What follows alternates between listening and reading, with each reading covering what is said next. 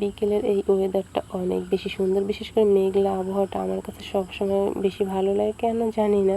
আর ছাদ বাগানের এত সুন্দর ফুল দুটো মিলে কিন্তু অনেক সুন্দর একটা বিকেল ছিল। আসসালামু আলাইকুম, সবাই কেমন আছেন? আশা করি সবাই অনেক ভালো আছেন।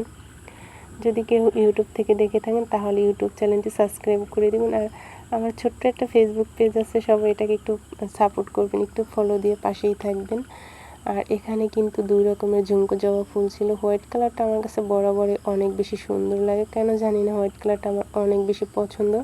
তবে ফুলগুলো কিন্তু মাশাআল্লাহ ছিল, অনেক বেশি দেখার মতো ছিল, মানে প্রত্যেকটা ফুলেই। তবে এই ফুলগুলোর আমি কিন্তু নাম জানি না, কেউ যদি জেনে থাকেন অবশ্যই কমেন্টস করবেন। প্রত্যেকটা মানুষের টাকা থাকা অনেক বেশি দরকার। কিছু মানুষ তো বলে টাকা থাকলে কি সুখ থাকে? আমি মনে করি টাকা থাকলে আপনি সুখ থাকবে, টাকা না থাকলে আপনার কারো কাছে দাম থাকবে না। আপনি যতই খারাপ বৌমা হন না কেন, শ্বশুরবাড়ির প্রত্যেকটা মানুষ আপনাকে অনেক বেশি দাম দিবে যদি আপনার স্বামীর টাকা থাকে। আর আপনার স্বামীর যদি টাকা না থাকে না, কারো কাছে আপনি যতই ভালো বৌমা হন না কেন, কারো কাছে আপনার দাম থাকবে না।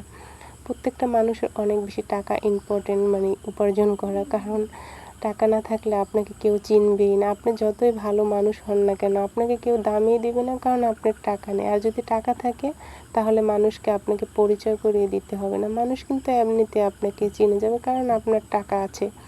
তাই টাকা থাকলেই সুখ থাকবে, টাকা না থাকলে কখনোই সুখ থাকবে না।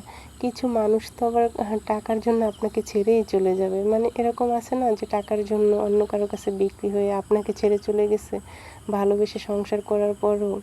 যাই হোক, ওই কথাগুলো নাই বলি।